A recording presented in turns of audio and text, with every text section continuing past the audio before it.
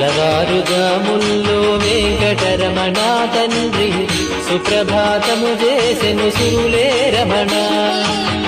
పంచామృతములతో వెంకటరమణ తండ్రి నిత్యాభిషేకములే నిత్యము రమణ. వజ్రమకుటంబుతోను వెంకటరమణ తండ్రి శంకు చక్రధారుడవే తిరుమల రమణ. మూడు నామాలతోను వెంకటరమణ తండ్రి ముల్లోకములు ఏదడి మూర్తి విరమణ.